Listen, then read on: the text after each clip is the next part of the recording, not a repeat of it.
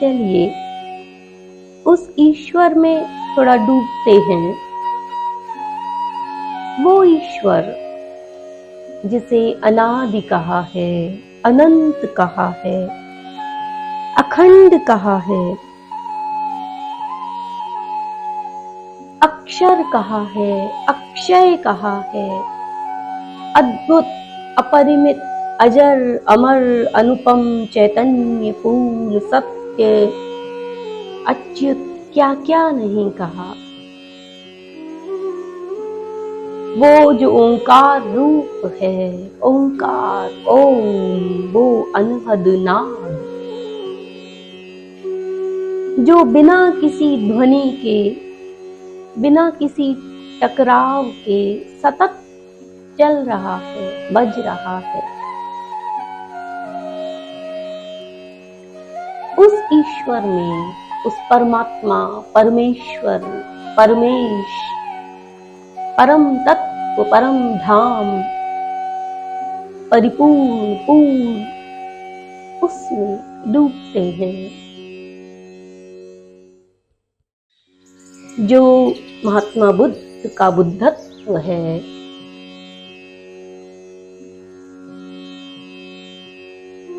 जो निर्वाण है, जो मोक्ष है, मुक्ति है, जो बस वो ही है जिसे शब्द व्यक्त नहीं कर सकते, जिसके लिए कहा जाता है सजदों में सर झुक जाए तो उठता नहीं है,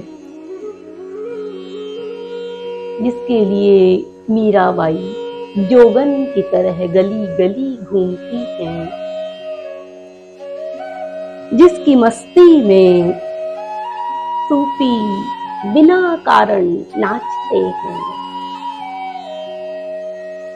अपनी ही मस्ती में, उसी में खोकर के, जिसके लिए गीता में कहा है आश्चर्यवत् पश्यति कश्चिदेनम आश्चर्यवत् वदति तथैव चान्यः, जिसे कोई कोई आश्चर्य की तरह देखता है और कोई आश्चर्य के साथ सुनता है, वो जो परम आश्चर्य रूप है।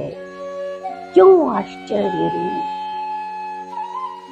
क्योंकि जो कोई उसे अनुभव करता है तो हो ऐसा कि कहते हैं शंकर भगवान,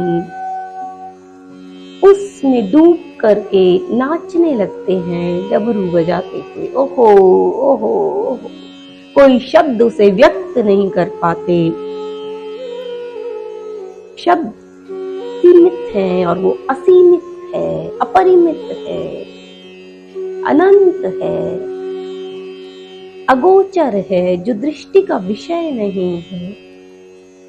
आंखें जिसको देख नहीं सकती, कान जिसको सुन नहीं सकते, वाणी जिसे कह नहीं सकती, त्वचा जिसे महसूस नहीं कर सकती, लेकिन इसके बावजूद भी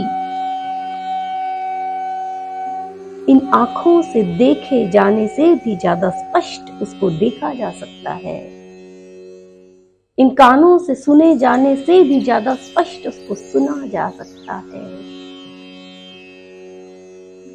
इस वाणी से कहे जाने से भी ज्यादा स्पष्ट उसे व्यक्त किया जा सकता है, इस त्वचा के महसूस किए जाने से भी ज्यादा स्पष्ट उसे महसूस किया जा सकता है। सकता है, क्योंकि बात यहाँ तन मन या मस्तिष्क की नहीं है, ये बात है अंतरात्मा की।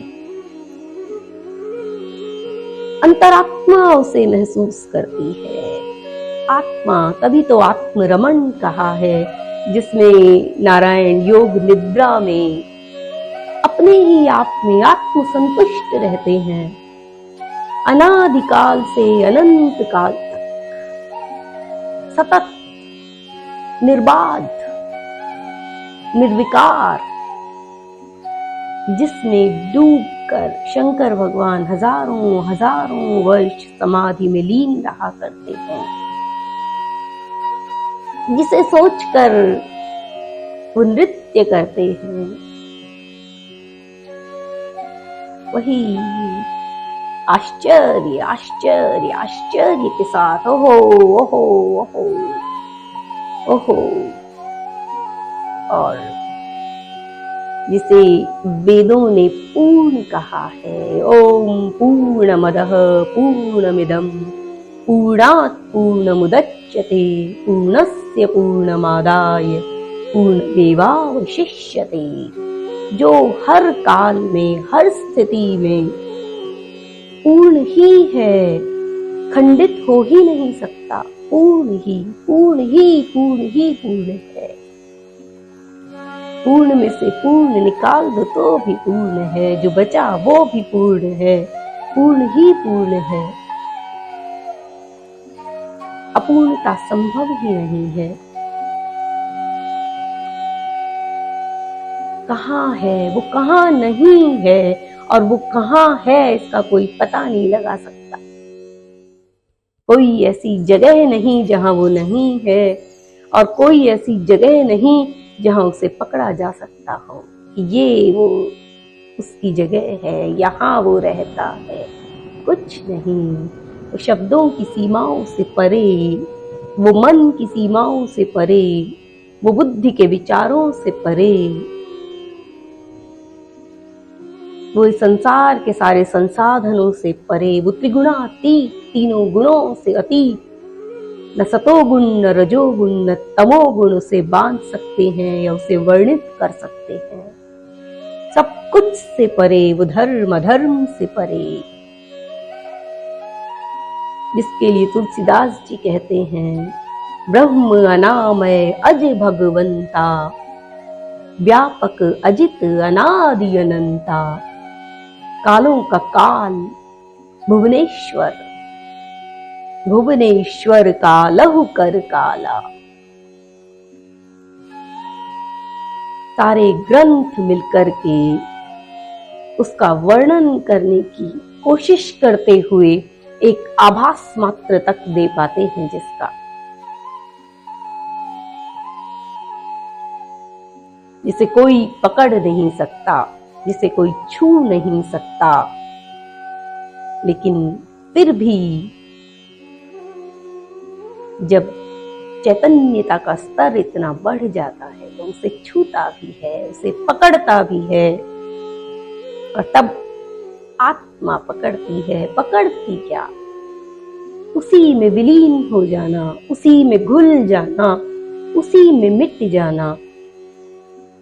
सिर्फ एक वो ही तो रह जाता है, जिसे साइंस कहती है एब्सोल्यूट जीरो, जो ऐसा शून्य है जिसमें अनंत समाया हुआ है। वेद जिसे नेति नेति कहकर बताने का प्रयत्न कर रहे हैं, नेति नेति, ये भी नहीं, ये भी नहीं, ये भी नहीं, ये भी नहीं, ये सब कुछ को हटाने पे जो बच जाए वो है। कुछ नहीं होने पर जो है वो है, वो बस वो है,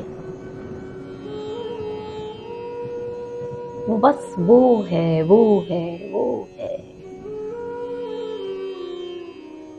जैसे नदियां समुद्र में समाहित हो जाती हैं और अपना अस्तित्व खो देती हैं, इसी तरह सिर्फ उसी का अस्तित्व है और किसी का अस्तित्व नहीं और कुछ भी नहीं है, सिर्फ वो है और वो ही है, और उसको कुछ भी वर्णित नहीं कर सकता, कोई नहीं कर सकता। वो चैतन्य रूप है, वो सच्चित आनंद है, सत्य है, चित है, आनंद रूप है, आनंद रूप है, सतत आनंद है, जो आनंद और दुख की सीमाओं से भी परे है, जो सब कुछ से परे है, वो ही है, वो ही है।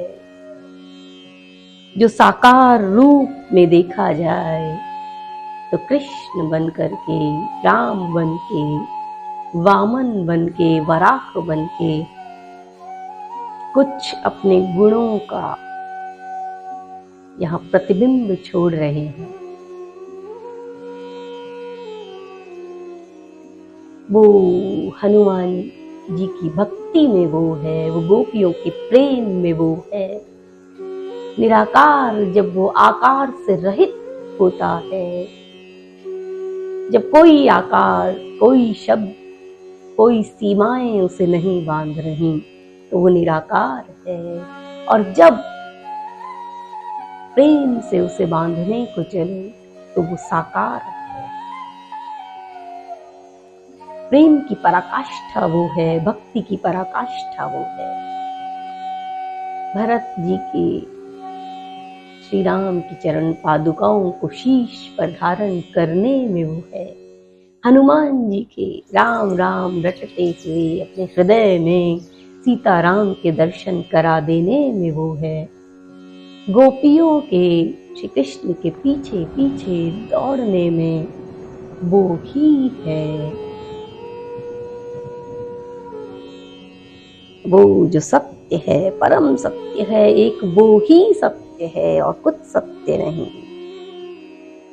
अच्युत है, जिसे कहते हैं ब्रह्म कभी झूठा नहीं हुआ।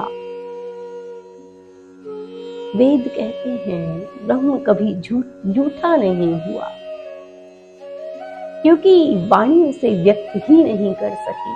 चाहे कितने ही ग्रंथ हों, कितने ही संत हों, कितनी ही तरह से उसका वर्णन कर रहे हों, लेकिन उसका वर्णन संभव ही नहीं है। इसीलिए कहा है वो कभी झूठा नहीं हुआ। वो रसो वही सह कहा है उसे, रस रूप है वो। और जहां ये सारी उपमाएं अनुपमेय है, जहां सारी उपमाएं, सारे वर्णन छोटे पड़ गए, किसी गिनती में ही नहीं रह गए, सिर्फ वो ही वो ही वो उसमें डूब गए, तो न बात आनंद की, न रस की, न अजर अमर की, कुछ नहीं, बस वो और वो। जिसे गॉड कह रहे हैं, अल्लाह कह रहे हैं, रब कह रहे हैं, ईश्वर कह रहे हैं, परमात्मा, परमेश्वर, क्या क्या कह करके इसका वर्णन करने की कोशिश कर रहे हैं। वो ही है, वो ही है,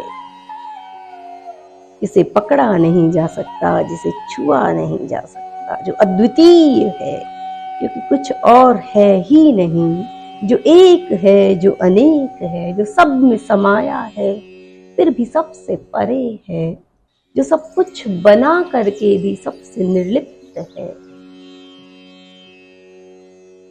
जो वो ही है, जिसे न शब्द व्यक्त कर सकते हैं, न मौन व्यक्त कर सकता है, जिसे बस अनुभव किया जाता है, जिसमें समाहित हुआ जाता है, जिसमें मिटा जाता है, अपने अस्तित्व को लुटाया जाता है, और वो ही वो रह जाता है। एको हम द्वितीयो नास्ति, एक वो ही है, दूसरा कुछ नहीं है, हो ही नहीं सकता।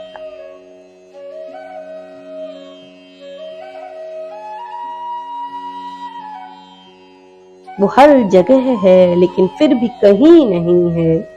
कोई ऐसी जगह नहीं जिसे कहा जा सके कि वो यहाँ रहता है, वो सीमाओं से परे है।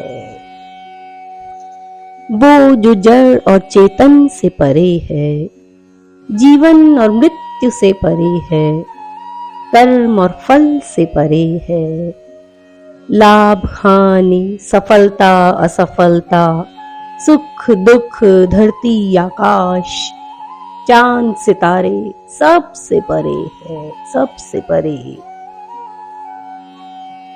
वो ध्यानियों के ध्यान में है, वो ज्ञानियों के ज्ञान में है, वो भक्तों की भक्ति में है, वो प्रेमियों के प्रेम में है, वो उपासकों की उपासनाओं में है, वो पूजकों के पूजन में है, वो आराधकों की आराधन में है, और वो ही है। अव्यक्त है, अचिंत्य है, अद्भुत है, अक्षर है, इसका क्षय हो ही नहीं सकता। सदा से वैसा ही है। वो समय से परे है, वो काल से परे है।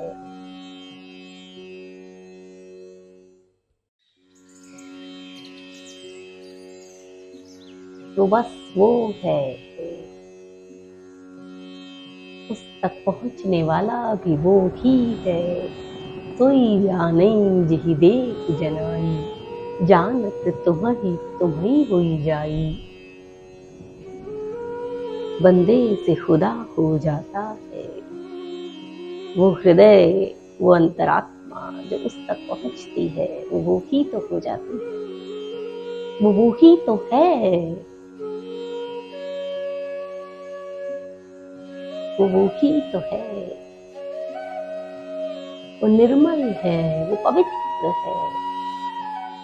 भक्ति जब उस चरम पर पहुंचती है तो उसे छूती है। प्रेम उस चरम पर पहुंचकर उसे ही तो छूता है।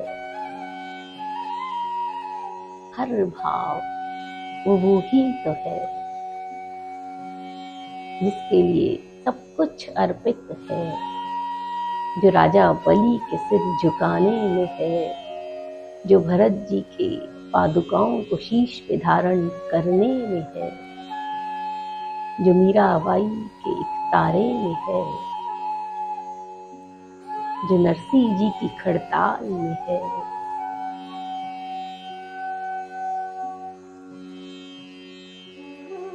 जो बुद्ध के बुद्धत्व में है, वो ही तो है, वो ही है, वो ही वो है, वो ही वो है, वो ही है, सब कुछ से परे ओंकार रूप, पूर्ण परम सत्य, परम धाम, परमेश्वर, परमात्मा, परमेश, परम प्रिय, अप्रमेय, अद्भुत, अजर, अनादि, अक्षय, अक्षर, त्रिगुणातीत, रसो वै सह, पूर्ण,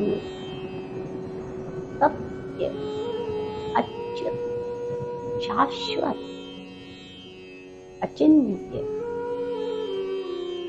निर्विकार, निर्विकार, इसे विकृत किया ही नहीं जा सकता, जिसमें कोई बदलाव संभव ही नहीं है,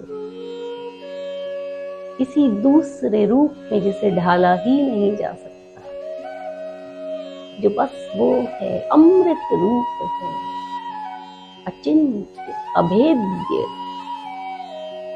अदात्य, असोच्य, वो ही वो, वो ही वो, वो ही वो। सारे ग्रंथ मिलकर जिसकी तरफ इशारा मात्र कर रहे हैं। सूफी नाच रहे हैं बिना कारण, झूम रहे हैं, उसका हृदय में प्राकट्य, या कहें अंतरात्मा का उस तक पहुंचना झंकार उत्पन्न करता तब झूमती है अंतरात्मा, नाचता है रोम रोम बिना कारण, बेपरवाह होकर, समय की परवाह किए बिना, समय की मर्यादाओं से परे जाकर। वही तो है जो चैतन्य महाप्रभु की दीवानगी में है, जो शुद्ध है, परिशुद्ध है, जिसे नापा नहीं जा सकता, जिसे मापा नहीं जा सकता, उसे हमारा भी नमन, वंदन, प्रणाम।